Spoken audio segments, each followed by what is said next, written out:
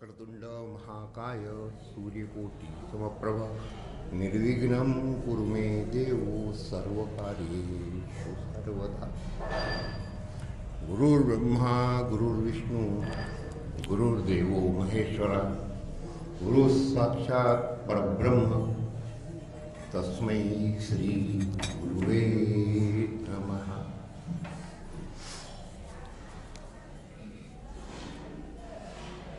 वैष्णव जन हो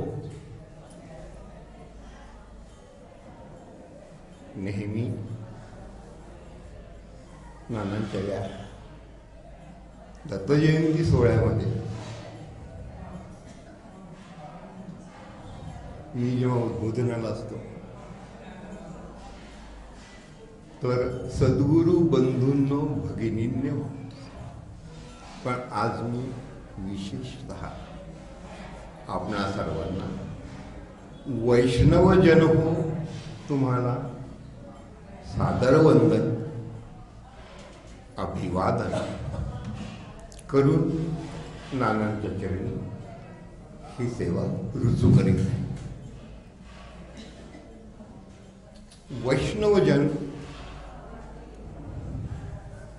वैष्णवजन हे उद्बोधन आजच्या प्रसंगी यासाठी आहे,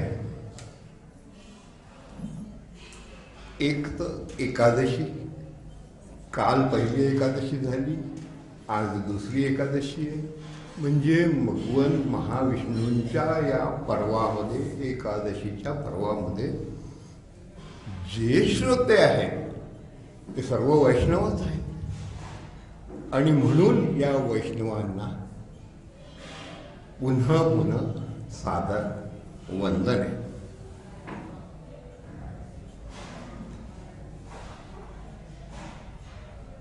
या एकादशीच्या कार्यक्रमाची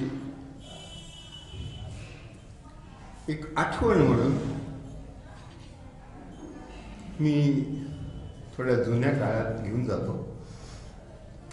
ते असे की 1979 मध्ये जेव्हा आमचं लग्न झालं आणि पहिला दत्त जयंती उत्सव सुरू झाला, म्हणजे त्यामध्ये आम्ही समावलो, मग स्टेजवरही जाणं येणं वगैरे सर्व होत असे, चांगली व्यवस्थित तिथे एंट्री होती आणि सगळं अगदी। तर एकादशीच्या या दिवशी किंवा म्हणा की गीता जयंतीच्या दिवशी तो जो भगवद्गीतेचा प्रतीक रथ आपण इथे ठेवतो, त्या रथाला सजवायची जिम्मेदारी त्या वर्षी माझ्यावर आली होती आणि मला बरं कौतुक वाटायचं की किती छान आपल्याला हे काय आहे, कसं आहे, रथ आहे देवाचं आहे वगैरे। म्हणजे तो जो कौतूहल 1979 साली सुरू झाला होता, तो मनामध्ये केव्हा तरी होतं की कसं तरी कधी आपल्याला काही याच्या बाबतीत आपल्याला काही समजेल, आपल्याला काही बोलता येईल वगैरे वगैरे। तर 44 वर्षांनंतर नानांच्या आशीर्वादाने, बाबासाहेबांच्या वहिनींच्या मार्गदर्शनाने आज तो सुयोग दिन आलाय, जेव्हा तो जो रथ तिथे मी ठेवला होता त्या वर्षी त्याची मला पुन्हा पुन्हा आठवण होत आहे।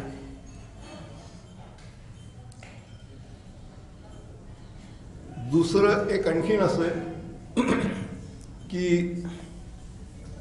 नेहमी थोडासा अभ्यास असल्यामुळे काहीतरी गुरुचरित्रावर मी भाष्य करत असे। पण यंदाच्या वर्षी काय झालं की कार्यक्रमाच्या यादीमध्ये संजू यांनी माझं नाव 24 तारखेच्या म्हणजे उद्याच्या कार्यक्रमात ठेवलं, पण काही अपरिहार्य कारणांमुळे ते मला म्हणाले की भाऊजी तुमचा कार्यक्रम थोडासा बदलू का? म्हटलं हरकत नाही, मला तर सेवा कधी तुम्ही म्हणाल पहिल्या दिवशी, दुसऱ्या दिवशी किंवा कधीही चालेल। नाही म्हणे आपण असं करू 23 तारखेला। मग आम्ही पाहिलं 23 तारखेला भागवत एकादशी म्हटले हे तर अगदी सुवर्ण योग येऊन गेला. आपण एवढ्या वर्षांपासून विचार करत होतो नाही असे. हा तर तुम्हा सर्व परिवारजनांना मनपूर्वक माझे आभार आहे की तुम्ही मला या भागवत एकादशीच्या दिवशी ही संधी उपलब्ध करून दिली. अनेक धन्यवाद. आता एकादशी म्हणजे एकादशीवर काहीतरी बोलायलाच पाहिजे आणि असायलाच पाहिजे. तर आपण साधारणपणे पाहतो आपल्या हिंदू पंचांगाच्या अनुसार आहे दर महिन्याला 2 एकादशी असतात, शुक्ल पक्षात कृष्ण पक्षात. म्हणजे एकूण वर्षातल्या 24 आणि अधिक मास आला तर 26. अशा या 26 एकादशांचं हे सर्व वर्षभराचं. आणि या एकादशीचं सुद्धा 26 जरी एकादशी असल्या तरी 26 एकादशींचे व्रत संकल्पपूर्वक केल्याने 26 प्रकारच्या मनोकामना पूर्ण होत असतात. म्हणून त्या प्रत्येक एकादशीला एक वेगळं नाव दिलेलं आहे. आजची एकादशी मोक्षदायिनी एकादशी असल्यामुळे आजच्या दिवशी जर आपण केलं, कालही ती मोक्षदायिनीच होती, पहिली होती, आजही मोक्षदायिनी. म्हणजे तुम्हा आम्हा सर्वांना 2दा हा चान्स आलेला आहे की मोक्षदायिनीचा लाभ आपण घेऊ शकतो. तर अशी ही एकादशा 26 एकादशा आहेत. आणि या एकादशीच्या प्रसंगी एकादशी ही तिथी आहे. म्हणजे प्रतिपदा, द्वितीया, तृतीया अशी होत एकादशी, पौर्णिमा आणि अमास. तर एक तर तिथी, पण या तिथीचं महत्व आणि भगवंताने, भगवान महाविष्णूंनी याला इतकं प्रिय का मानलेला आहे.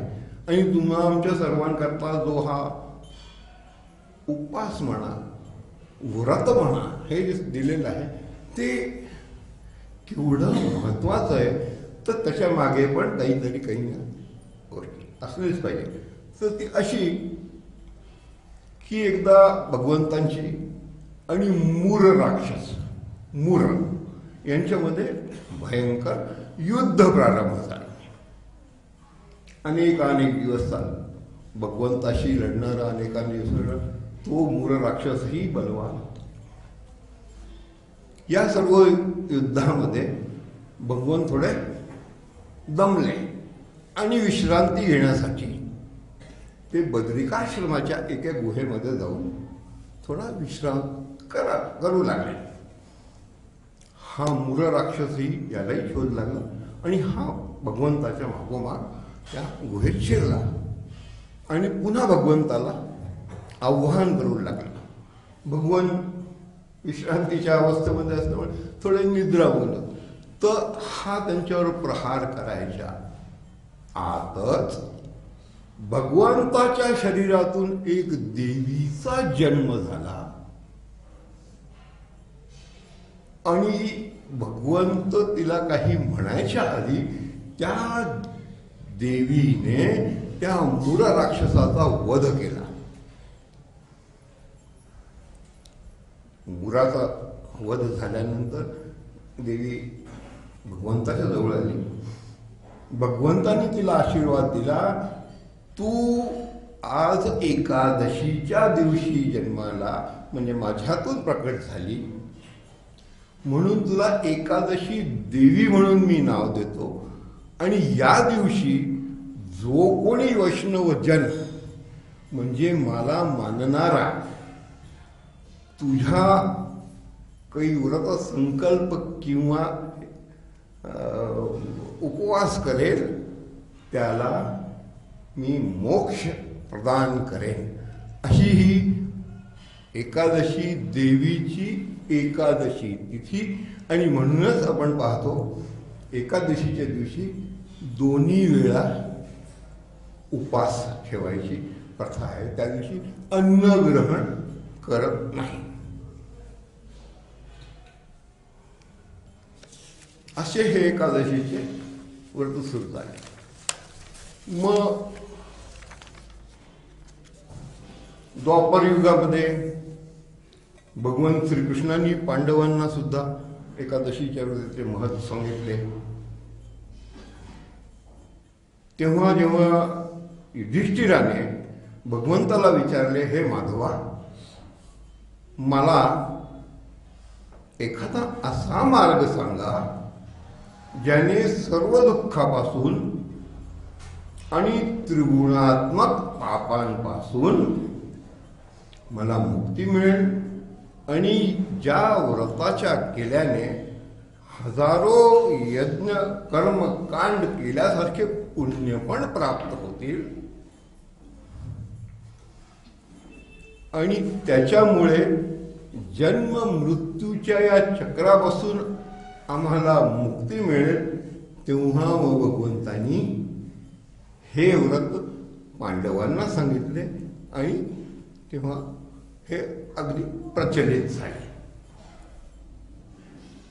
आज किती लोकांचा किंवा काल एकादशी किती लोकांचा व्रत होता. सगळ्यांनी 2 वेळा म्हणजे फलाहार सगळे. म्हणूनच तर वैष्णव जनांची सभा आहे. पण तरी सुद्धा भगवंतांनी त्याला काहीतरी नियम लावले की हे असं कराल तरच. नुसता उपास करून चालणार नाही. तर त्यांनी काय सांगितलं, व्रताची सुरुवात कशी होईल. तर भगवंत म्हणतात की एकादशीच्या व्रताची सुरुवात दशमीपासून सुरू होईल.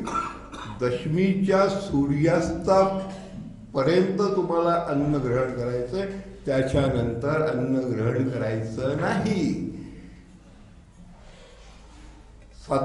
ते सुद्धा सात्विक. मग रात्री जमिनीवर आसन घालून झोपायचं.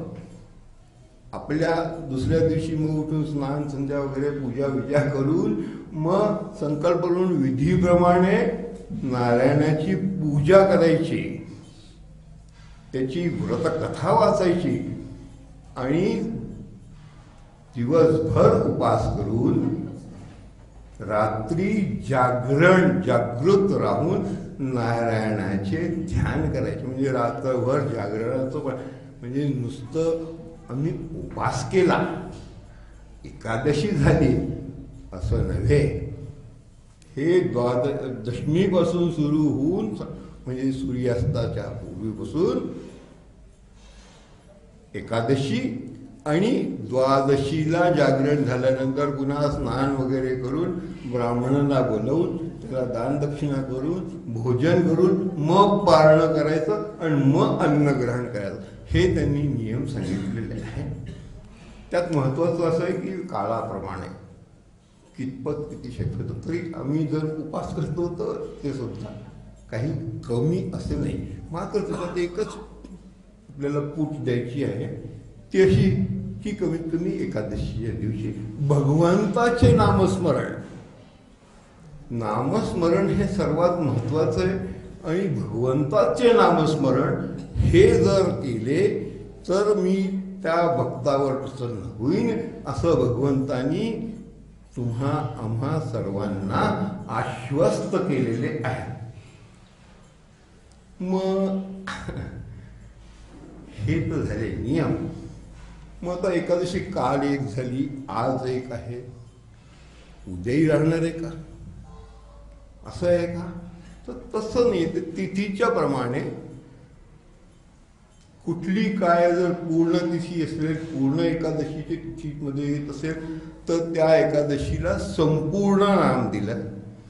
आणि ज्या तिथीमध्ये एकादशी दुसऱ्या कुठल्या तिथीबरोबर संलग्न आहे ती दशमी बरोबरही संलग्न असू शकते किंवा द्वादशी आणि क्वचित त्रयोदशी सुद्धा एका दिवशी येऊ शकते. तर ज्या दिवशी पूर्ण तिथी आहे तिला संपूर्ण, आणि दुसरी जी मिश्रित तिथीमध्ये तिला आपण विद्या नाव देतो. हे मी आपल्या सर्वांच्या इन्फॉर्मेशन करता की त्याच्यामध्ये वास्तविकता आहे काय, आणि आम्ही खरोखर ते सर्व समजून करतोय की नाही. जी द्वादशी मिश्रित तिथी आहे ती सर्व जागे मान्य आहे, त्यामुळे ते करणे. मग आता एक प्रश्न हा आला, जसं कालचाही झाला प्रश्न, एक एकादशी पाहिजे, दुसरी एकादशी आज आहे. मग पहिलीला नाव दिलं स्मार्त, आजची आहे भागवत किंवा वैष्णव. मग हे असं का? मग एखाद्याने विचारावं की मग आम्ही कुठली करायची, स्मार्त करायची की भागवत करायची की वैष्णव करायची? तर स्मार्त एकादशी आपण पाहिलं इथे नानांकडे, आपण स्मार्त एकादशी करीत असतो आणि तीच एकादशी आपण मान्य करतो. मग स्मार्त एकादशी कोण करतात? तर स्मार्त एकादशी करणारे लोक ते आहे ज्यांचा वेदांवर विश्वास आहे, जे पुराणांवर विश्वास करतात, जे वेदोक्त गोष्टींवर विश्वास करतात, किंवा ज्यांचे आचरण ऋषी मुनी आणि आचार्यांसारखे आहे त्यांच्यासाठी स्मार्त आहे. म्हणूनच नानांकडे आपण पाहतो स्मार्त एकादशी, कारण इथे सर्व वैदिक वेदांवर आधारित सगळ्या गोष्टी आहेत.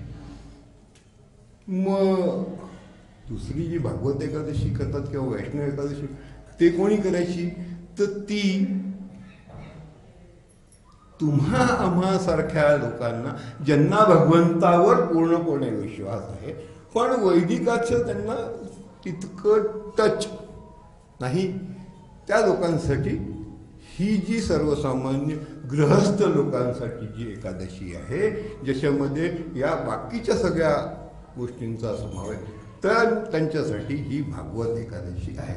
वारकरी संप्रदायामध्ये सुद्धा भागवत एकादशीच ते करीत असतात.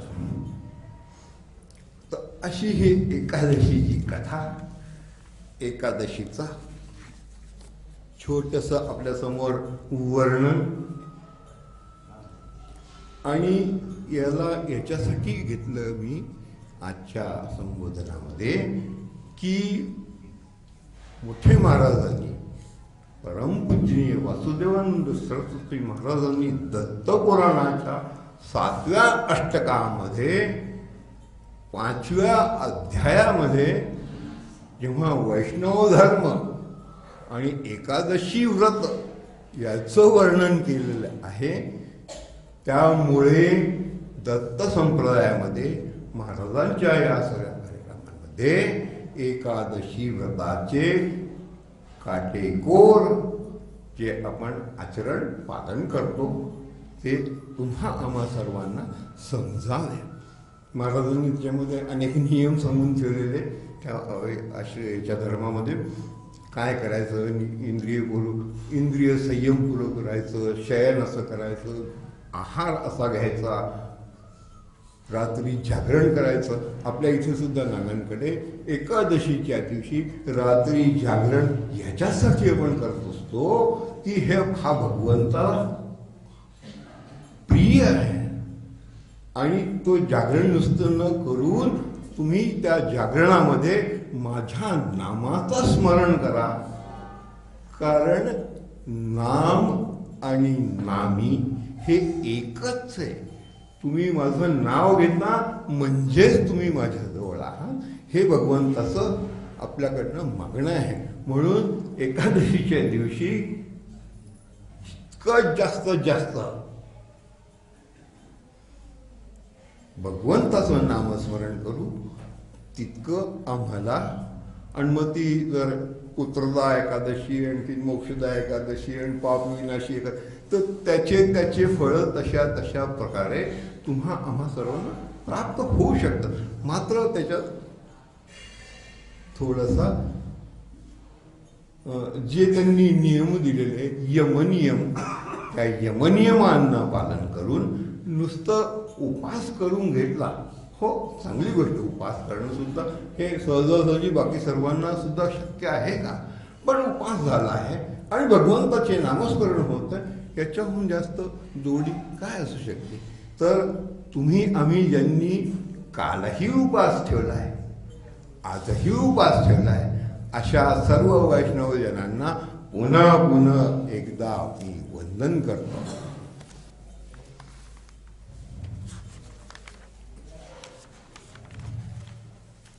आता भगवंताचे नामस्मरण काल आपण पाहिलं, गीतेचा 15वा अध्याय आपण इथे मानसीताईंनी सुस्वर आणि त्यांच्याबरोबर आपण सर्वांनी सुद्धा भगवंताचे नामस्मरण झालं.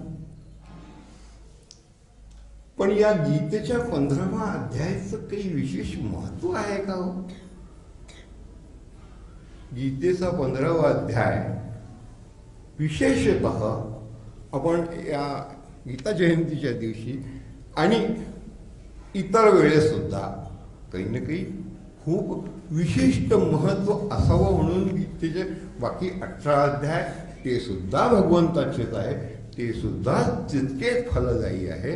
पण मग पुरुषोत्तम योग हा जो 15वा अध्याय हा काही विशेष आहे का?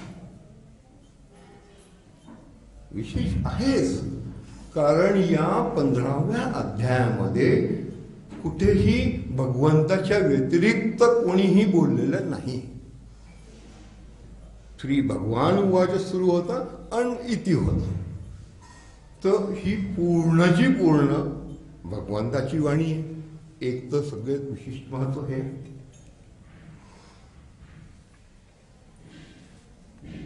मग दुसरं वैशिष्ट्य काय? तर दुसरं वैशिष्ट्य याच्यामध्ये इतकं महत्वपूर्ण आहे, ते जे ज्ञानी लोक आहेत त्यांना ते समजतं, पण जे अजून त्या मार्गामध्ये आहेत तितकं त्यांना ज्ञान नाही. त्या सर्वांसाठी सुद्धा भगवंतानी मी काय आहे आणि मी पुरुषोत्तम का म्हणून आहे, आणखी माझ्यामध्ये काय काय विशेष गुण आहे, ते सर्व वर्णन या त्या 20 श्लोकांमध्ये केलेलं आहे. काल बाबासाहेबांनी म्हणता नानांचं आणि मोहन महाराजांचं आपल्याला प्रसंग सांगितला होता. तेव्हा तत्तेजो विधिमाकम हा 15व्या अध्यायामधलाच तुझ्यात जे तेज आहे ते माझेच हा जो त्यांनी संबोधन दिलं होतं, त्या सर्व गोष्टी भगवंतांनी सांगितल्या या 20 श्लोकांमध्ये की मी पुरुषोत्तम का म्हणून आहे, आणखीन बाकीच्या गोष्टी कशा आहेत. शेवटचा जो आहे ना किती रहस्यमय गुह्य, ते समजायला सुद्धा अतिशय कठीण आहे. भगवंताचे वाक्य आपण अनेक ट्रान्सलेशन्स पाहिले, अनेक आपण त्यांचे अनुवाद पाहिलेले आहेत त्या श्लोकांचे, पण ते श्लोक सुद्धा स्वतः आहेतचे गूढ, त्यांचे अर्थ पण खूप गूढ आहे आणि ते समजायला सुद्धा मला वाटतं अनेक जन्म घेण्याची गरज आहे. कारण ते समजायला सुद्धा माणसाची मानसिक आध्यात्मिक पातळी जोपर्यंत होत नाही, मी आता एक शब्द वापरतो, ज्ञानी लोकच त्याचा अर्थ समजू शकतात, अज्ञानीला त्याच्याशी काही घेणं नाही, तो ठीक आहे. असा हा वैशिष्ट्यपूर्ण पुरुषोत्तम योग 15वा अध्याय काल आपण आजही आपण त्याच्यावर चर्चा करू. कारण आजही मी आपल्याला म्हणत होतो की या 15व्या अध्यायाचं काही विशिष्ट महात्म्य आहे का. तर महादेव पार्वतीला म्हणतात की पार्वती ऐक, मी तुला 15व्या अध्यायाच्या महात्म्य सांगतो. महात्म्य. महादेव म्हणतात गौड देशात एक कृपाण नरसिंह नावाचा राजा होता. तो इतका शूर पराक्रमी की त्याच्या त्या कृपाणांमुळे देवही त्याला घाबरत असे. या राजाकडे सरभ मेरुंड नावाचा एक सेनापती होता. तो सुद्धा अत्यंत बलशाली आणि पराक्रमी. पण झालं काय की या मेरुंडला मनामध्ये असं काहीतरी वाटलं की या राजाला संपवून आता मी स्वतः राजा बनेन. ही त्याच्या मनात भावना आली की याला मुलांसकट मी संपवेन आणि आता मी राजा बनेन. पण ते काही त्याला शक्य झालं नाही आणि काही त्याला अतिसाराच्या ह्याच्यामुळे त्याचा मृत्यू झाला आणि राजाला काही दुखापत तशी झाली नाही. समरवेंड गेला. त्याच्यानंतर बऱ्याच दिवसांनी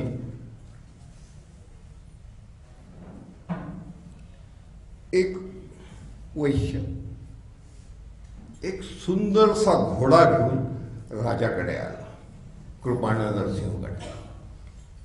या कृपाण नरसिंहांकडे त्यांनी म्हटलं की महाराज, मी आपल्यासाठी एक अमूल्य वस्तू आणलेली आहे आणि खूप शोधून आणली.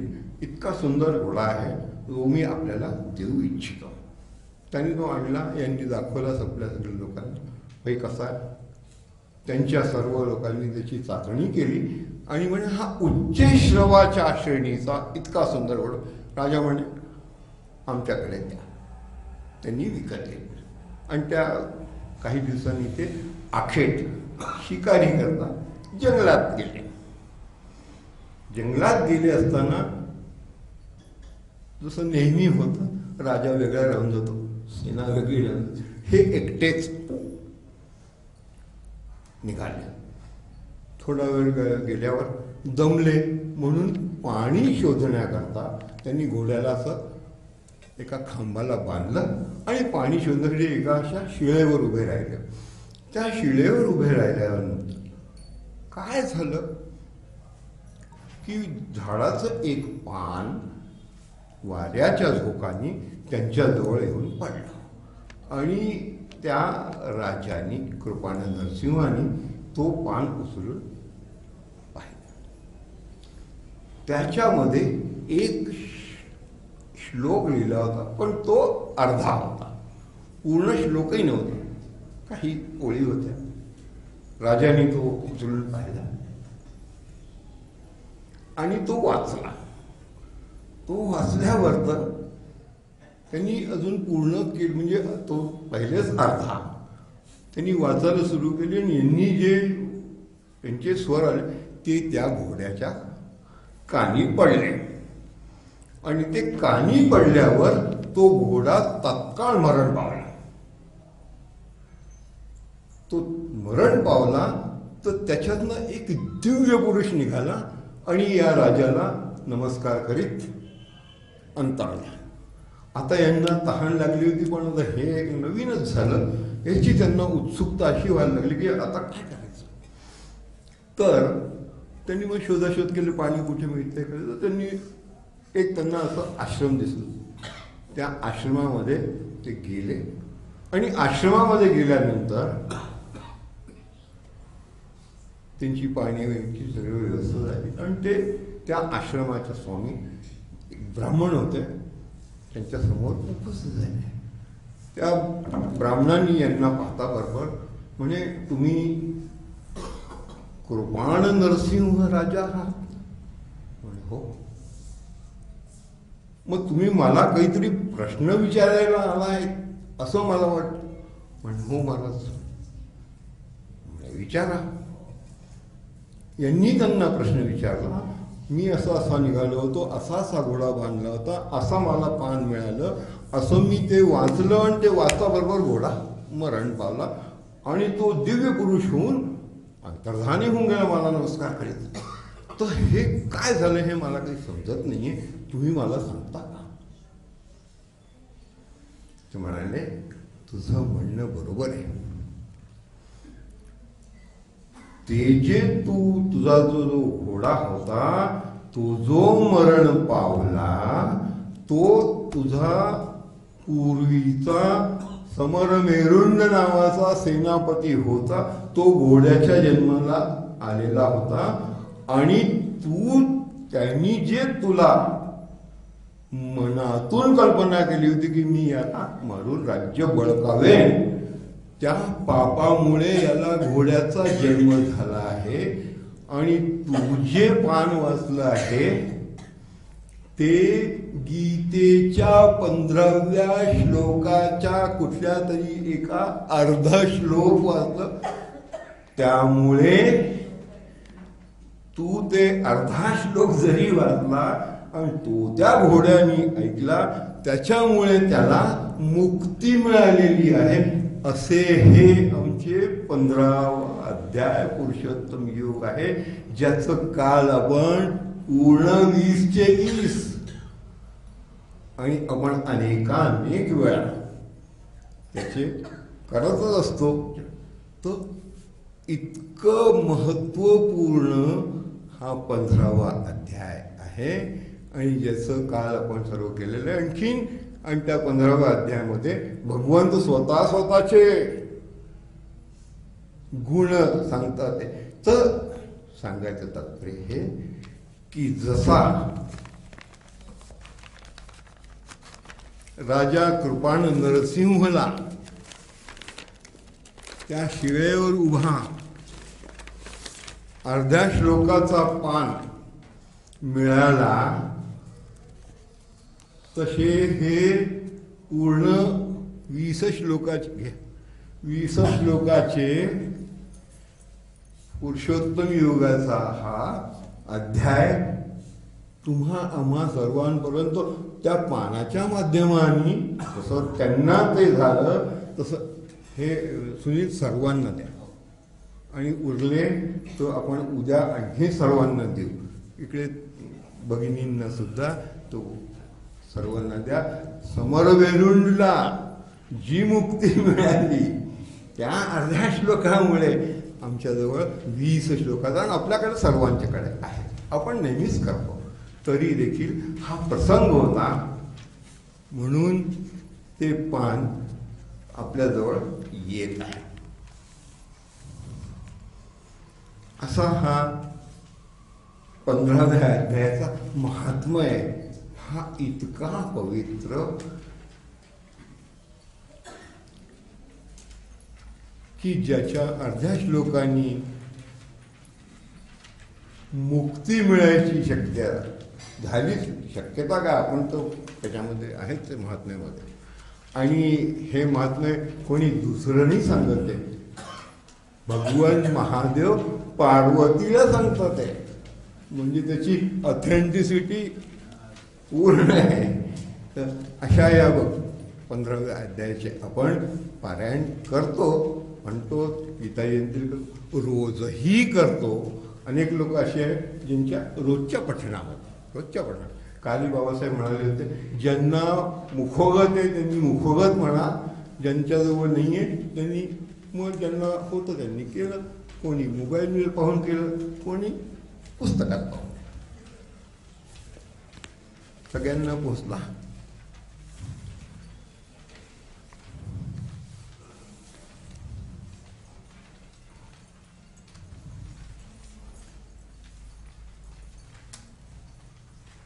याच्यामध्ये एक आपण अजून करू शकतो. काल तर पूर्ण वाचन झालेलं आहे प्रत्येक श्लोकाचं. फक्त मी त्याचा एक काही त्याच्यातून मी घेतो आणि आपण त्याचा अर्थ समजायचा प्रयत्न करूया. पहिल्या श्लोकामध्येच भगवान म्हणतात, भगवान म्हणाले, आदिपुरुष परमेश्वर रूपी मूळ असलेल्या ब्रह्मदेव स्वरूप मुख्य फांदी असलेल्या ज्या संसार रूप अश्वत्थ वृक्षाला अविनाशी म्हणतात, तसेच वेद ही ज्याची पाने म्हटली आहे त्या संसार रूप वृक्षाला जो पुरुष मुळासहित तत्व जाणतो तो वेदांचे तात्पर्य जाणारा आहे. असे प्रत्येकाचे आहे. पण मला जे महत्त्वाचं असं वाटलं, ज्याचा कालही उल्लेख झालेला आहे, त्या श्लोकाला घेऊया आपण. तो आहे 12वा नंबरचा श्लोक. यदादित्य गदम तेजो जगत भासते अखिलम यश्चंद्रसी यच्चाग्नो तत्तेजो विधिमामगम. हा कालच्या बाबा चिंतनामध्ये जो आपल्याला दिला तो भगवंत म्हणतात या श्लोकामध्ये, हे अर्जुना, सूर्यामध्ये राहून जे तेज सर्वांना प्रकाशित करते, जे तेज चंद्रात आहे आणि जे तेज अग्नीत आहे, ते सर्व माझेच तेज आहे असे तू जाण. भगवंत अर्जुनाला वारंवार सांगतात की तू हे जाणून घे की ही जी तुला उपदेश करून राहिलोय त्याच्या मागे कोण उभा आहे आणि कोण तुला उपदेशित करीत आहे. अहं वैश्वानरो भूत्वा, श्लोक 14वा. अहं वैश्वानरो भूत्वा प्राणिनां देहमाश्रित प्राणापान समायुक्तम पचाम्यन्नम चतुर्विधम. भगवान म्हणतात, सर्वांच्या मी सर्व प्राण्यांच्या शरीरात राहणारा आहे आणि प्राण व अपान दोन्ही वायू, प्राण वायू, अपान वायू, प्राण व अपान यांनी संयुक्त वैश्वानर अग्निरूप, म्हणजे त्याच्यामधनं जे झालेलं आहे ते वैश्वानर अग्निरूप मीच आहे. आणि तो असून मी चारही प्रकारच्या विधींनी जे तुम्ही अन्न ग्रहण करता त्याला पचवत असतो. म्हणजे जसा अर्जुन होता तसेच आजच्या काळात आपणही आहोत आणि आपल्या सर्वांमध्ये सुद्धा तो परमात्मा विद्यमान आहे. मी 15व्यामध्ये म्हणतात, सर्वस्य चायोर हृदय सन्निविष्टो मतस्मृती ज्ञानम कोहनंच वेदेश्व सर्वैर हवयो वेदांत वेदियो चाहो. मी सर्व प्राणांच्या हृदयात अंतर्यामी होऊन राहिलो आहे आणि माझ्यापासूनच स्मृती, ज्ञान, अपोहन ही होता.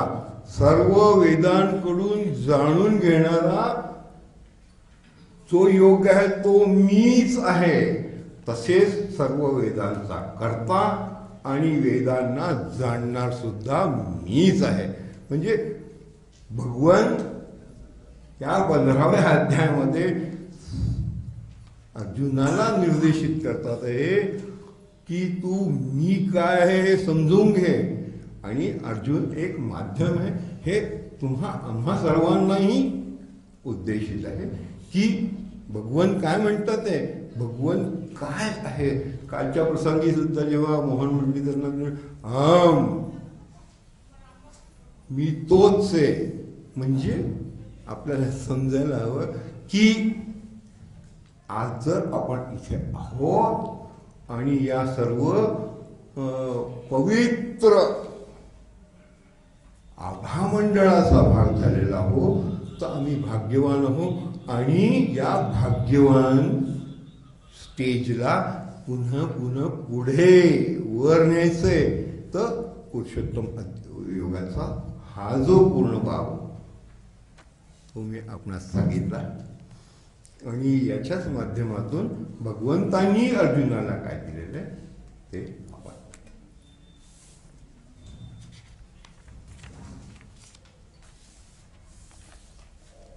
गीता जयंतीचा हा उत्सव आहे. गीतेवर आपलं काही ना काही भाष्य तर एकदा बेलसरे महाराज, बाबा बेलसरे, त्यांच्याकडे एक गृहस्थ येत असत आणि ते गृहस्थ त्यांच्या कार्यक्रमांमध्ये गीतेवर त्यांचे उद्बोधन प्रवचन होते. मग एक दिवशी महाराजांनी त्यांना विचारलं, आचार्य, या तुम्ही गीता सांगता, याचा सारांश काय आहे ते जरा सांगा की आम्हाला. आचार्य एकदम आनंदित झाले. अरे वा, महाराज आज आपल्याला विचारतात गीतेचा सारांश सांगा. मग काय सांगावा? ते म्हणे, कर्मण्ये अधिकार असते महाबलेषु कदाचन. कर्म करा, फळाची अपेक्षा नका करू. पण एवढंच? मग तुम्ही सांगा. नाही, त्याला अजून काही तुम्ही विस्तारित करू शकाल.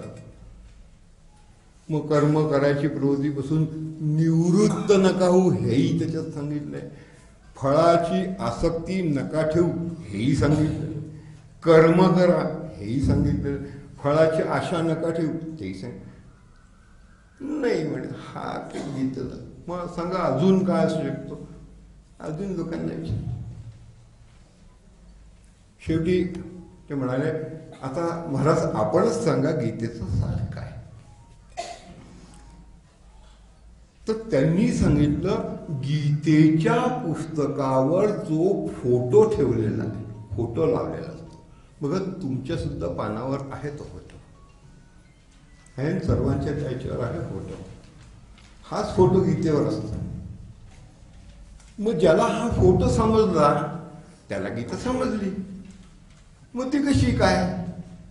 तर ते म्हणतात की महाभारताच्या युद्धामध्ये जेव्हा अर्जुन, जो की त्या महाभारताचा महानायक ठरला, त्यांनी महाभारत युद्ध सुरू करण्यापूर्वी आपल्या रथाच्या दोऱ्या भगवंताच्या हातात दिल्या. अर्जुनाच्या हातामध्ये नुसतं धनुष्य बाण होते, सारथी भगवंत होते आणि भगवंतच सर्व चालवत होते. त्यामुळे तो अर्जुन महाभारताचा युद्ध जिंकला, कारण त्यांनी आपल्या सगळ्या गोष्टी, आपली लगामच आपल्या सद्गुरूंच्या हाती दिली. हा त्याचा सारांश आहे. आणि हा सारांश आम्हा सुद्धा आहे की आम्ही सुद्धा आमच्या संसाराची दोरी जोपर्यंत सद्गुरूच्या हातात देत नाही तोपर्यंत युद्धात विजय कशी मिळणार. तर आमच्यावर जेव्हा अडचणी येते तेव्हा आम्ही धाव घेतो, पण तो धाव घेतो आणि आमचे सद्गुरू इतके कृपाळू आहे की ते धाव घेतल्यानंतर मध्ये आम्हाला करतात. पण इथे तर इनिशिएशन पहिलेच त्यांनी देऊन दिली, दोरी तुमच्या हातात, आता तुम्ही जसं सांगाल तसं होईल. आणि झालंही तसंच. कारण गीतेची जी स्टोरी आहे ती सुद्धा अशीच आहे की महाभारताचं युद्ध सुरू होण्याच्या आधी सगळं दोन्हीकडे सैन्य लागले वगैरे वगैरे सर्व झालं.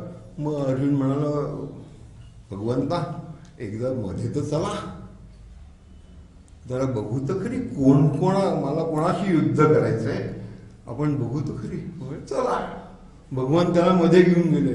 आणि जेव्हा त्यांनी पाहिलं की अरे हे तर सगळे माझे गुरु दिसतात, हे भीष्म पितामह दिसतात, हे सर्व गुरु आहे, हे बाकी बंधू आहे. आता त्यांनी हातपाय गाळले. आणि म्हणूनच तर भगवंतानी गीतेचा उपदेश आजच्या एकादशीच्या दिवशी दिला. म्हणून गीता जयंती ही गीतेचा जन्मदिवस जयंती म्हणून साजरी केली जाते. आजच एकादशीच्या दिवशीच भगवंतांनी अर्जुनाला, आणि मग जेव्हा ते 700 श्लोकांचं जेव्हा पूर्ण झालं 20 अध्यायांमध्ये, तेव्हा मग त्याला समजलं, मग सर्व त्यांनी युद्ध लढलं वगैरे, आणि ते महानायक झाले. म्हणजे जेव्हा भगवंताच्या हातात जीवनाची दोरी दिली गेली, भगवंताच्या उपदेशाने पुढचे सर्व जी त्यांनी विधी सांगितली, जी त्यांनी कार्यशैली सांगितली, त्याच्याने अर्जुनाने तो महाभारत युद्ध लढला. अशा भगवंताला पुनः पुनः वंदन या प्रसंगी गीता जयंतीच्या हिशोबाने गीतेच्या महानायक, तसं तर महाभारताचा महानायक अर्जुन होता, पण गीतेचे महानायक भगवंत स्वतः, असं हे गीता जयंतीचं अर्थ. मग गीता जयंतीच्या दिवशी आपण बाकी सर्व विधी झाल्या, उपवास वगैरे केला, रात्री जागरण केलं. मग ते जागरणात काय करतो आपण? भजन करतो. भजन म्हणजे काय? म्हणजे देवाचं नामस्मरणच आहे. देवाचं विविध रूपाने ज्याला जशी सवड असते त्या हिशोबाने तो देवाच्या नावाचं त्याला आळवतो, आणि त्याला आपण एक लयबद्ध असं म्हणून भजन म्हणतो, नाही तर ते नामस्मरणच आहे. मग हा महाभारताचा युद्ध जेव्हा विजय होऊन 18 दिवसाचा महाभारत युद्ध जिंकल्यावर भीष्म पितामह, बाकी तर सर्व झाले, पण भीष्म पितामहांना वरदान होता इच्छा मृत्यू. त्यांनी इच्छा मृत्यूच्या त्या वरदानामुळे त्यांनी ऑप्ट केलं की मी आत्ता काही मरत नाही, भलेही मी शरशय्येवर पडेन, त्या अर्जुनाच्या मारलेल्या बाणांनी मी तिथे युद्धभूमीवर राहीन, पण जोपर्यंत उत्तरायण सुरू होत नाही तोपर्यंत मी प्राण त्यागत करते. आणि त्या युद्धाच्या नंतर भीष्म पितामह स्वतः सुद्धा भगवंताचे अनन्य भक्तांपैकी एक असून, तर ते त्या शरशय्यावर जेव्हा आपले मृत्यूची प्रतीक्षा करत होते तेव्हा भगवंताचंच नामस्मरण करत होते, आणि हे भगवंताला माहिती होतं. मग त्यांनी युधिष्ठिराला सांगितलं, युधिष्ठिरा, युद्ध तर संपला, तू राजा झाला, पण बाकीचं ज्ञान जे तुला घ्यायचं आहे, राजनीती, धर्मनीती, प्रशासन, म्हणजे जे काही ज्ञान आहे ते या भीष्माकडून घे. याच्यासारखा ज्ञानी पुरुष यावेळेस या पृथ्वीवर उपलब्ध नाही, आणि हा सुद्धा इच्छा मृत्यूची वाट पाहतोय. तर ते झाल्यानंतर याचं जे काही ज्ञान आहे ते सर्व ज्ञान लोप पावणार आहे, म्हणून चला. भगवान स्वतः म्हणतात चला आपण त्यांच्या जाऊ. आणि मग भगवंताचा आदेश झाल्यानंतर मग काय होतं, पांडव निघाले, भगवंत जातात ते, राजे जातात ते, म्हणून बाकी प्रजा पण चालली. तर हे सर्व पोचल्यावर जेव्हा बाकी लोकांना कळलं तर अनेकानेक ऋषीमुनी त्या संचामध्ये आले, आणि हे सर्व भीष्मांच्या त्या शरशय्येवर असताना तिथे सर्व एकत्र झाले.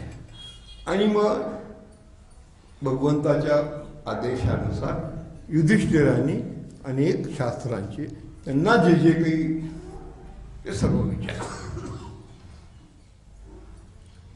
त्यात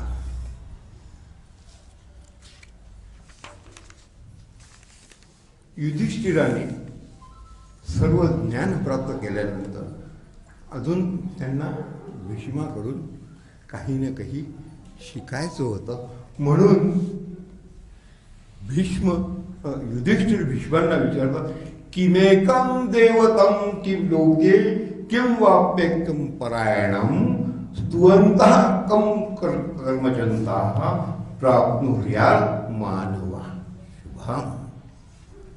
सर्व ज्ञान घेतल्यानंतर हा श्लोक युधिष्ठिर भीष्मांना विचारत आहे, ज्याचा अर्थ आहे सर्व जगातील सर्वोत्तम देवता कोण आहे, सांसारिक जीवनाचा ध्येय काय आहे, कोणाची स्तुती आणि उपासना केल्याने मानवाचे कल्याण होते, सर्वात सर्वोत्तम धर्म कोणता आहे आणि कोणाच्या नामाच्या जपाने जीवाला संसारातून बंधनातून मुक्ती मिळते. हा श्लोक विष्णू सहस्त्रनामाचा पहिला श्लोक आहे. सांगायचं तात्पर्य आहे की भीष्म शरशय्येवर असताना युधिष्ठिर सर्व ज्ञान प्राप्त करूनही त्यांना हा प्रश्न करून राहिलेला आहे, हे विष्णू सहस्त्रनाम महाभारत महाग्रंथातील 5 रत्नांपैकी एक आहे. मग 5 रत्न कुठले? तो पहिला भगवद्गीता, ज्याच्यावर आपण आता किंवा नेहमी आपण करतच असतो. पहिलं रत्न भगवद्गीता, दुसरं रत्न अनुस्मृती, तिसरं रत्न गजेंद्र मोक्ष मंत्र, चौथं रत्न विष्णू सहस्त्रनाम आणि 5वं पंचरत्न जे आहे ते भीष्म स्तवराज म्हणजेच शिवसहस्त्रनाम असतो. म्हणजे महाभारताचे 5 जे रत्न आहे ते हे आहे. आणि त्याच्यापैकी भगवद्गीतेचं तर आपण नेहमीच करतो, तर एक पंचरत्न तर आपल्याला लाभलेलं आहेच आहे. मग हे विष्णू सहस्त्रनाम काय? तर भीष्माचार्य म्हणतात, विष्णू जो सर्व जगाचा स्वामी आहे, देवांचा स्वामी आहे, अनंत आणि परमात्मा, त्याचा नामजपाने, स्तुतीने, भक्तीने, उपासनेने, ध्यानाने, दंडवताने जो त्याच्या नामाचा जप करेल तो सर्वोत्तम धर्म आहे. आणि याच्या नामाच्या जपाने बंधनातून मुक्ती मिळते. हाच सर्वश्रेष्ठ धर्म आहे. आता हा जो विष्णू सहस्रनामाची मी जी भूमिका मांडली, याचे काय वैशिष्ट्य आहे? कारण मी आजच्या या प्रसंगी याच्यावर ठरवलं आहे. त्याचं कारणही असं आहे की आपल्या इथे आपल्या भक्तजनांमध्ये तुम्हा आम्हा सर्वांमध्ये अनेक लोक असे जे विष्णू सहस्रनामाचा जाप करत असतात. काही तर वैष्णवजन तर इतके चिकोटी त्यांच्या रोजच्या म्हणण्यामध्ये. तर अशा केवढी मोठी गोष्ट कोणी कोणाला सांगितली आणि ती आज आम्ही, आणि विष्णू सहस्रनाम म्हणजे भगवंताचे 1000 नाव आहे. मग 1000 नावांचा रोज ज्यांनी जप केला त्याची मुक्ती, त्याचे बंधनातून त्याची सुटका, त्याची उत्तरोत्तर प्रगती हे भगवंत स्वतः निश्चित करीत आहे. याचं विशिष्ट एक आपल्याला सांगू इच्छितो की नॉर्मली काय होतं, आपल्याला काही असं वाटलं की आपण काहीतरी स्तोत्र पठण करतो, काहीतरी पठण करतो, देवाला आळवतो, हे देवा असं असं कर, मला फलानं करतो, मी तुझं असं करेन, मी तुझे असं श्लोक म्हणतो वगैरे वगैरे आपण करत असतो. असं कारण ही आपली स्वाभाविक प्रवृत्ती आहे माणसाची. त्या संकटातून बाहेर निघण्याकरता काही ना काही जी काही वाटचाल आहे त्याच्यात. मग ह्याच्यात होतं काय की ते सर्व आपण देवाला हे केल्यावर भगवंताची कृपा होती आणि भगवंत आपल्या त्या दुःखातून आपल्याला दूर, म्हणजेच काय, म्हणजेच देवाला आळवल्यानंतर देव आपल्यासमोर प्रकट होतो. आपल्याला दिसत नाही, तो एक वेगळा भाग आहे, पण तो प्रकट होतो. पण या विष्णू सहस्रनामाच्या स्तोत्रामध्ये महत्वाची गोष्ट ही आहे की ज्याची स्तुती होतीये, म्हणजे भगवंताचे विष्णूचे सहस्रनाम, ज्याची स्तुती भीष्माचार्य युधिष्ठिरांना करतात आहे, ते भगवान स्वतः पहिलेच उपस्थित आहे. म्हणजे तू नाव घेण्याच्या आधीच मी उपस्थित आहे आणि माझ्या आदेशाने, म्हणजे माझ्या आदेशाने, इकडे आदेश त्यांनी कोणाला दिला आहे, युधिष्ठिराने, तर तू विचार, आणि तिकडे आदेश त्यांना दिला भीष्माचार्य, तुम्ही सांगा. म्हणजे ते स्वतः उपस्थित आहे, ते स्वतःच आदेश देतात आहे आणि ते म्हणतात ते माझ्या नावाची स्तुती करा. हे सगळ्यात मोठं महत्वपूर्ण आहे की इथे देव पहिले उपस्थित आहे आणि मग तुम्ही आळवताय. तर पहिले वैशिष्ट्य आहे की भगवंत स्वतःच आदेश करतो, स्वतःच करतात. आणि जे ज्यांच्या वाचनामध्ये आहे, बहुतेक सर्वांच्याच वाचनामध्ये भक्तश्रेष्ठ भीष्माचार्यांनी आपल्या मंत्रशास्त्राच्या ज्ञानामुळे एक एक श्लोक असा काही गुंफलेला आहे ज्याचे समानार्थी अर्थ आहे, समान शब्द आहे, हे बोलण्यात त्यांना उच्चारण करण्यामध्ये खूप सोपे आहे आणि सगळेचे सगळे अर्थपूर्ण आहेत. समान धर्माची नावे, समान मंत्रगुण दाखवणारी नावे, मंत्रशास्त्राने विविध विशिष्ट क्रमाने त्यांना एकत्र करून त्यांना प्रस्तुत केले. तर ह्या सरळ सहजासहजी गोष्टी आहेत का? याच्यामध्ये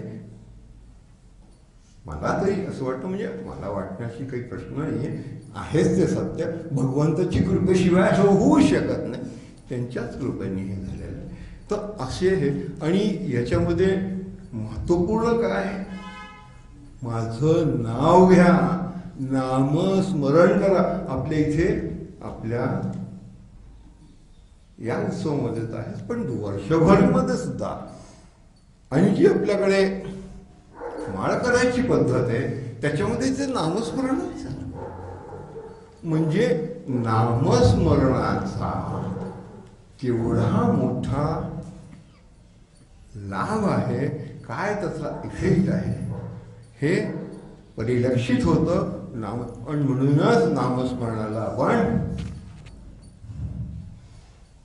भगवान सांगतात ते माझ्या सहस्रनामाच्या रूपाने जे 1000 नावाचा जो आहे ना, तो मीच आहे आणि तुम्ही माझं नाव घ्याल, माझ्या नामाचा जप कराल तर तुमचं कल्याण होणारच आहे.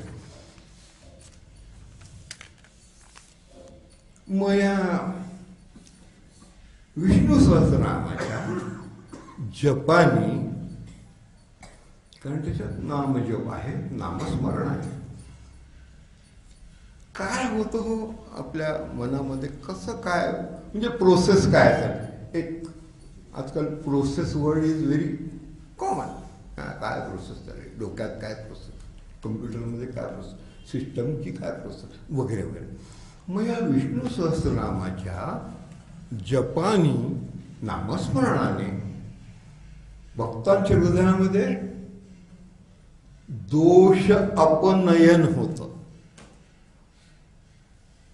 त्यानंतर गुणाधान होतं आणि तिसरं हिनांग पूर्ती पण होते. मग आता हे थोडे असे शब्द आहे की आपल्याला जोपर्यंत उलगडून सांगितले नाही तोपर्यंत लक्षात सर्वांना आपल्याला माहिती आहे, पण ते थोडे विशिष्ट शब्द वापरले गेले म्हणून.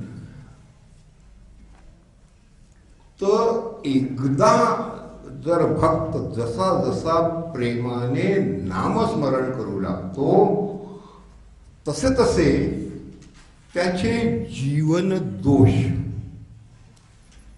स्वभाव दोष दूर होऊ लागतात. जीवन दोष तर वेगळी गोष्ट आहे, पण एरवी तुम्ही किती प्रयत्न करा, स्वभाव दोष हा दूर होण्याला फार वेळ लागतो आणि अनेकदा तर स्वभाव दोष दूर होतच नाही. पण जेव्हा नामस्मरण करतो आणि आपण अनेक भक्तांच्या अनेक कीर्तनांच्या माध्यमातून ऐकलेलं आहे, नामस्मरणाने आमचे गुरु, आमचे भगदेव हे आमचे कष्ट कमी करतात, ते कष्ट कमी होतात. याचाच अर्थ काय? याचाच अर्थ असा आहे की आमच्या या विष्णू सहस्रनामाच्या जपाने किंवा नामस्मरणाने सुद्धा, कुठलाही जप असो, आमच्या मधले जे स्वभाव दोष आहे ते कमी व्हायला सुरुवात होती. त्याला म्हणतात दोष अपनयन. मग हे दोष अपनयन, हे गुण, हे स्वभाव दोष कमी व्हायला लागले तर मग तिथे सात्विक भावांचा उदय होतो आणि त्या सात्विक भावांचे सात्विक गुणांचा गुणाधान म्हणजे त्याच्यात वाढ सुरू होती.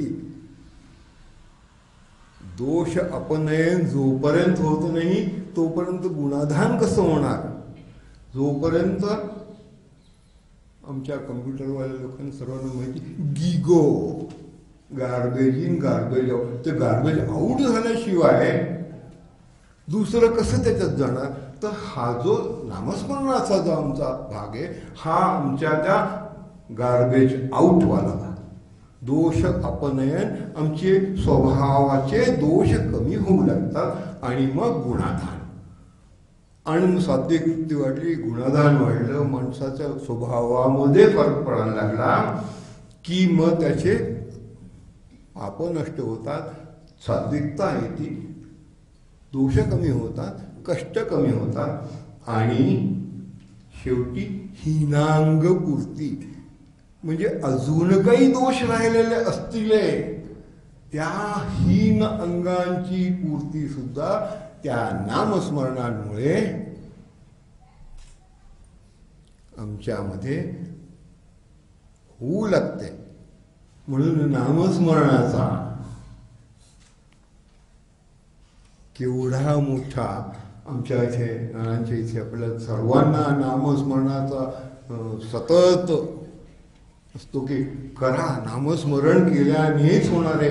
आणि कलियुगात नामस्मरणच सर्वात महत्त्वाचं आपल्याजवळ एक अस्त्र आहे, ज्याच्यामुळे आपण स्वतःचं कल्याण करू शकतो. तर असा हा विष्णू सहस्त्रनामाचा जप केल्याने, त्याची सतत केल्याने आमच्या स्वभाव दोषांवरही त्याचा जर फरक पडत असेल आणि त्याच्यामुळे भगवंताची प्राप्ती होत असेल, असे हे पंचरत्नांपैकी एक रत्न आम्हा सर्वांना लाभलेले आहे. याचा आपण करतोच आहे, याला थोडं अजून वाढवून जितकं करू तेच.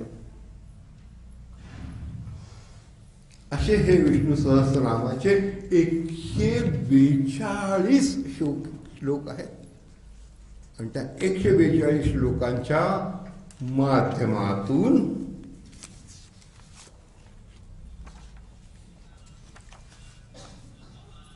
आपल्याला विष्णू सहस्रनाम पारायण किंवा आवर्तन करता येतं. आता याला काही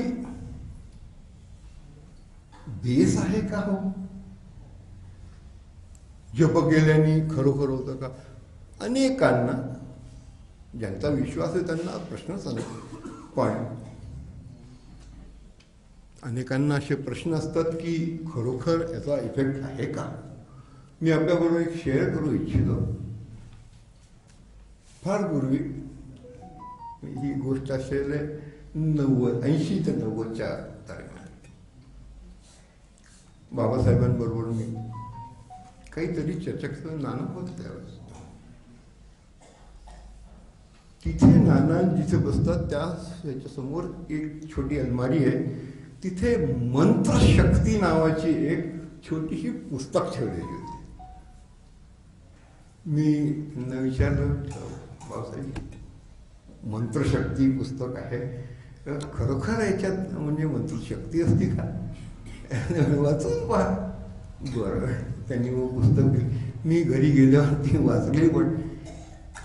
पण मंत्रशक्ती जोपर्यंत स्वतःमध्ये शक्तीने जोपर्यंत तुम्हाला कशी शक्ती होणार, तर त्याच्यासाठी जो अभ्यास वगैरे लागतो, तो मंत्रामध्ये जी शक्ती आहे ती खरोखर आहे का, असे जे न प्रश्न असतात त्यांच्यासाठी चरक संहितामध्ये आणि बाणभट्टांची एक महाग्रंथ आहे ज्याला म्हणतात कादंबरी. आजपासून जवळपास 1700 वर्षापूर्वी ती कादंबरी, तो महाग्रंथ बाणभट्टांनी लिहिलेला आहे. त्या बाणभट्टांनी त्या कादंबरी ग्रंथामध्ये सूतिका ग्रहाचं एक वर्णन केलेलं आहे की त्या काळामध्ये जेव्हा बाळंतीण होण्यासाठी बायका सूतिका ग्रहामध्ये जात असत, तेव्हा त्या सूतिका ग्रहाच्या बाजूला एक स्टेज बनवलेली असायची आणि इकडे बाळणपण सूतिकामध्ये त्यांचं चालायचं. पण ते जी बाहेरच्या बाजूला स्टेज, तिथे जो काही उच्चार होऊन राहिलेला आहे त्या उच्चारामुळे काही फरक पडतोय का ह्याचा त्यांनी उल्लेख केलेला आहे. तर जेव्हा बाळंतिणी त्या सूतिकागृहामध्ये यायच्या, तर त्या काळामध्ये त्या स्टेजवर निरंतर विष्णू सहस्रनामाचा जप चालू होत राहत असे. त्याचे कारण अविच्छिन्न पठय्याणाम नारायण नाम सहस्त्रम. नारायणाचे सहस्त्रनाम घेतले आणि ते जर त्या बाळंतिणीच्या कानावर पडले तर डिलेव्हरी नॉर्मल व्हायची. हा बाणभट्टांनी आपल्या कादंबरीमध्ये दाखला दिलेला आहे की त्या काळात म्हणजे 1700 वर्षाआधीच्या काळामध्ये सुद्धा विष्णू सहस्त्रनामाच्या किंवा मंत्रशक्तीच्या ह्याच्याने त्यांनी विष्णू सहस्त्रनामाचा उल्लेख केलेला आहे. त्याच्यामुळे त्या स्वरलहरींमुळे त्या सूतिकागृहामध्ये आलेल्या माता सुखरूप नॉर्मल त्यांची डिलिव्हरी होत असेल. चरक संहितामध्ये काय म्हणतात, विष्णू सहस्त्रमूर्धानाम चराम चराम पतिम विभुम नाम सहस्त्रेण ज्वराम सर्वो व्यपोहती. चरक संहिता जी की मेडिकल बुकची ईश्वस्तांचे चरक संहिता हा बेस आहे मेडिकल सायन्सचा. त्या चरक संहितेमध्ये सुद्धा लिहिलं की अतिज्वर, अगदी 104 जरी ताप असला तरी जर विष्णू सहस्रनामाचा जपाचा 3 आवर्तन त्या रुग्णावर पडले तर कुठल्याही प्रकारचा ज्वर असो तो त्याच्यावर उपचार प्रभावी होते. मग याचं काही प्रत्यक्ष प्रमाण आहे का? तर त्याचं प्रत्यक्ष प्रमाण असं आहे की कांचीपीठाचे शंकराचार्य चंद्रशेखर इंद्र सरस्वती महाराज ज्यांना परमाचार्य म्हणते, ते 1960च्या साली, म्हणजे 1960 तर हे आत्ता अजून 60 वर्षाच्या आधीची गोष्ट, 1960 साली मद्रासच्या रॉयपेटा या भागामध्ये विचरण करीत असताना त्यांना अतिज्वर झाला. अगदी 103 104 असा ताप पडला.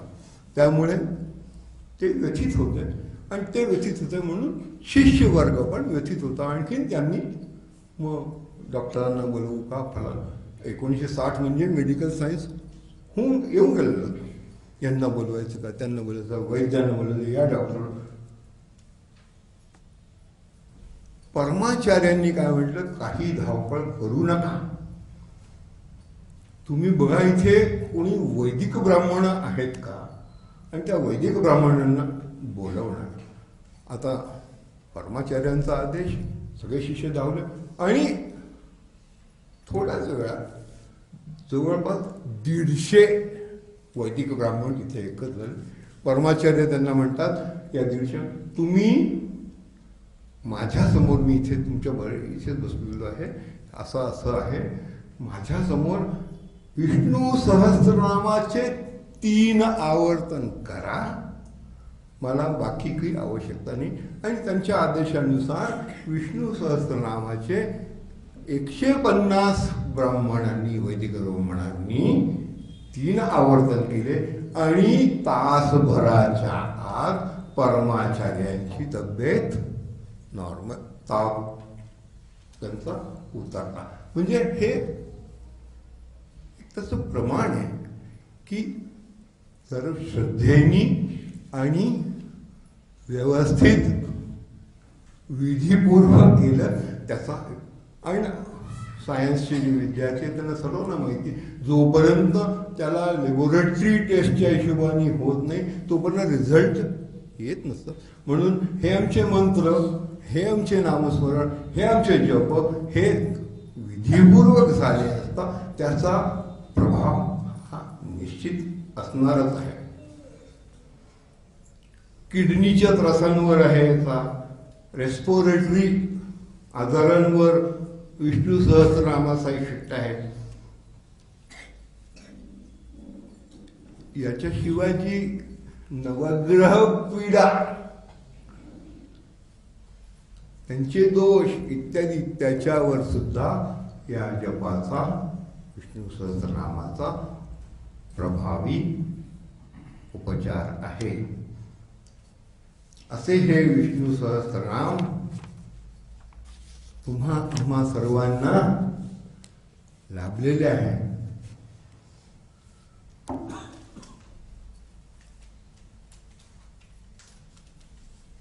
मी माझ्या प्रवचनामध्ये जेव्हा उत्तरार्धाला येतो, संपवायला येतो,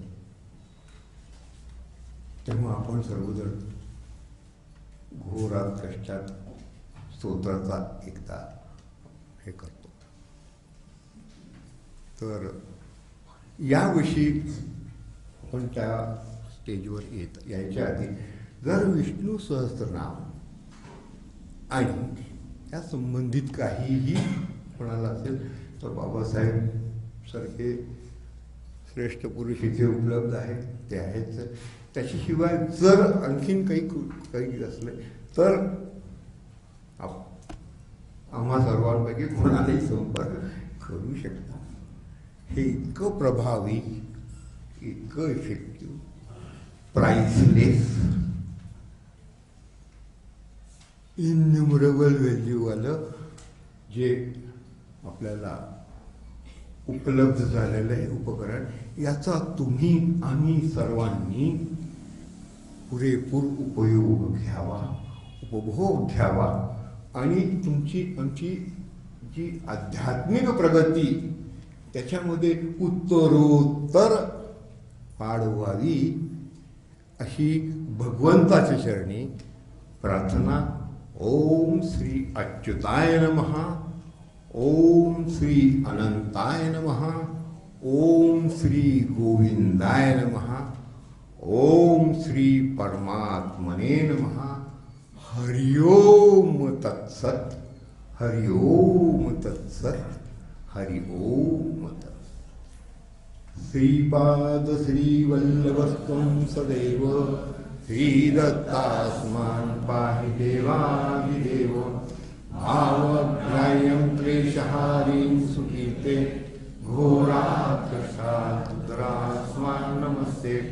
तं नो माता तं पिता तोऽभिवस्वं त्राता योगक्षेमं तं सर्वस्वं नो प्रभो विश्वमूर्ते घोरात्रशास्मान् नमस्ते। पापं तापं व्याधिमादिं च दैन्यं भीतिं क्लेशं तं हराशुत्वदैन्यं त्रातारं नो विशिष्टास्ते घोरात्रशास्मान् नमस्ते।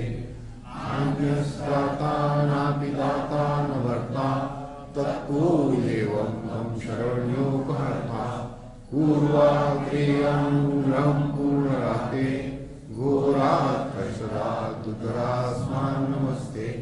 धर्मे प्रीतिं सन्मतिं देवभक्तिं सत्सङ्गाप्तिं देवमुक्तिं च मुक्तिं भावासक्तिं चाखिलानन्दमूर्ते घोरात्रशास्मान् नमस्ते।